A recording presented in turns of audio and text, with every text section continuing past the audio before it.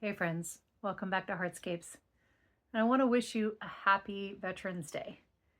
I want to extend my heartfelt gratitude to all of those of you who have interacted with our US military with your whole heart in one way or another.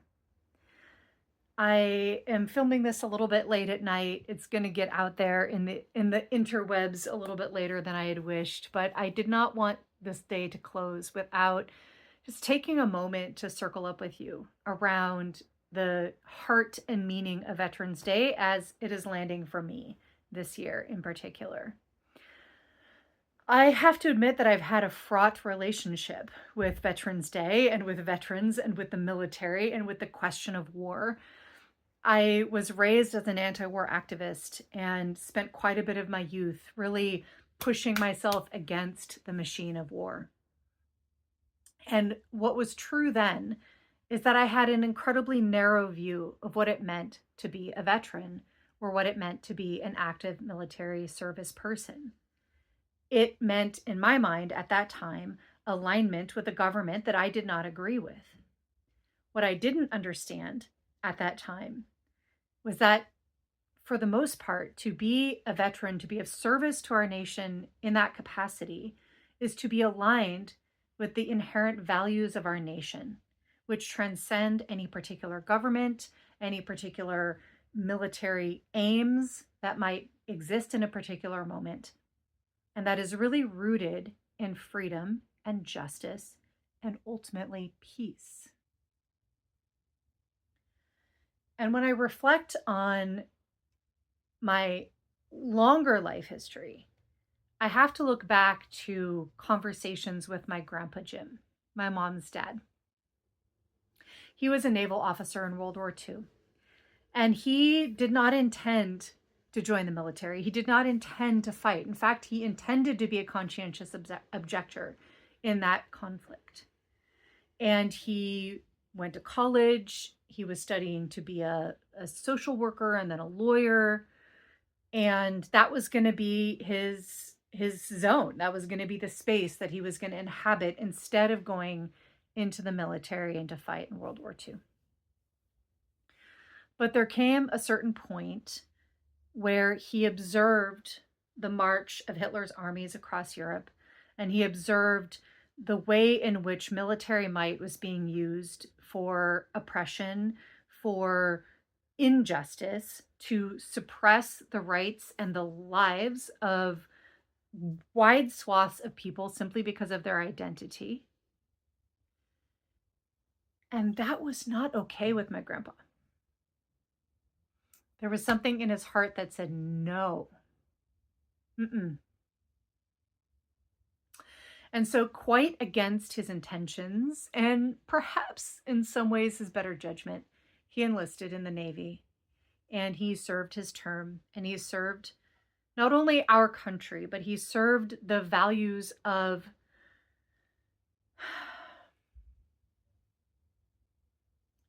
is it weird that it's hard to even put words to it? I want to say freedom and democracy and, peace. But there's something deeper about it, isn't there? There's something about the inherent right of humanity to exist without the infringement on our basic lives by powers greater than our own ability to defend ourselves. Perhaps sovereignty is the word that I'm looking for. Freedom from abject control over our day-to-day lives. Maybe it was that. I don't know, because when he was alive, I didn't ask my Grandpa Jim a lot of questions about these things. I absorbed them through stories from other family members and little snippets from him. I wish that I had. I wish that I had investigated this impulse that came to him, that came over his heart to change his mind, to change a quite staunch view that he had, that he would be a conscientious objector and he would be a student and he would be an academic rather than a soldier. But to choose to walk the life of a soldier anyway.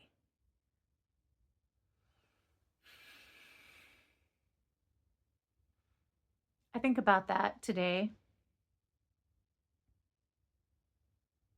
when our military is being weaponized against our own people here in the United States, when there are conflicts raging in the world in service of colonial aims against the basic sovereignty and goodness of humanity, such as in Sudan. And I think, what is the point of having a military if it's not for interjecting into those matters? And why would we, as an American people, accept the cursory and flippant application of our military people, the people who have dedicated significant risk and commitment and responsibility from their lives to the maintenance of peace and sovereignty of our own people and people abroad, to apply that commitment to political gains? It's outrageous, really. Some of the most powerful, heart-opening, uplifting messages of powerful sovereignty and peacemaking, of advocacy for the rights and the humanity of all people that I have ever heard have come from veterans and active military people. And that flies in the face of what my younger self assumed would be the perspective of our military folk. And I guess on this evening of Veterans Day 2025, I want to apologize. I want to apologize to every veteran and every active duty military personnel in the United States of America for assuming that you are a monolith, for assuming that your aims and your heart and your values are somehow fundamentally different from mine. I no longer believe that that is true. And I no longer believe that because of my lived experience with you and the education I've received from you. You are not a monolith. You represent a full spectrum, not only of American political viewpoints, but of humanity itself and of the diversity of this nation. As a Reiki practitioner, one of the most powerful honors I have received was the invitation to provide Reiki sessions for one of our local VA offices, to provide Reiki sessions with a group of my own volunteers to folks who receive services from the VA. This particular VA office in Sacramento was focused on alternative health modalities and therapies that were a little bit outside of the norm. And they had a active Reiki program that I got to kind of step into and populate. That all got shut down by COVID. But I do hope to return to them someday. And I very much value the service that I got to provide during those couple of years to you, to our service members here in the United States. And so I want you to know that you are on my mind and on my heart, that your service matters, that you hold a space in society that is subject to so many perspectives and manipulations and political viewpoints. So often our military are used as a point of triangulation in political conversations. But I want to bring it back to the humanity. I want to bring it back to my Grandpa Jim, who had no intention of serving in the military, because he believed in peace. And yet there came a point in his life where he had to wrestle with the possibility that peace might come on the other side of war, and that he'd rather be involved than not.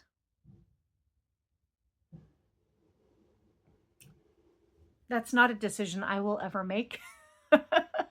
I'm aged out of the system at any rate. My path is a different path.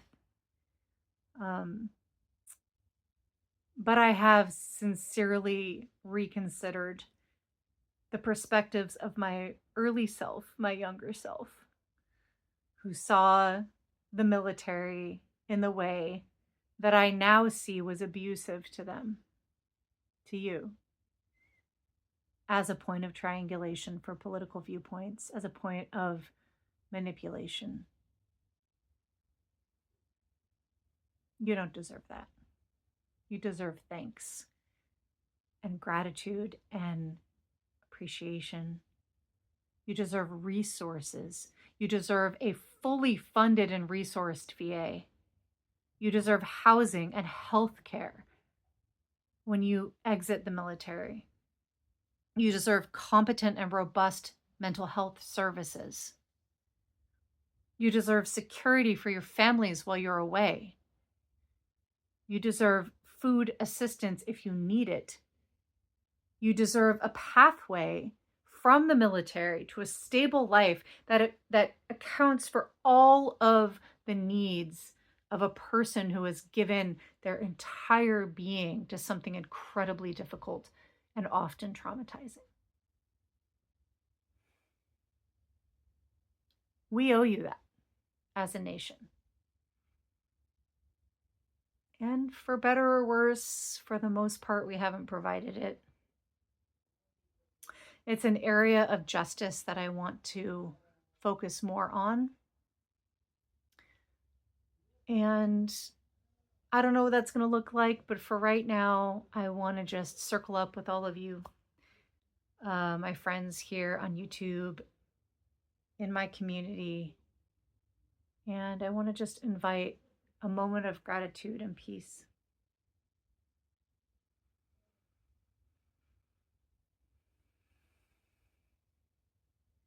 I dare say most of us, if not all of us, has somebody in our families who has served in the military. And their commitment and their heart deserves honor and thanks for that. Thanks for listening to this bit of a ramble this evening. I appreciate all of you. Share with me down below your connections to military service, your thoughts on this Veterans Day, your wishes for those who serve this nation and the world through military service. What do you hope? What do you envision? What are you committed to taking action in service of for this incredible group of people? Thanks so much for spending a few minutes with me this evening. I appreciate you and I love you. And until next time, may you be deeply provisioned for your evening, for your day tomorrow, for the rest of your life. Till next time, goodbye.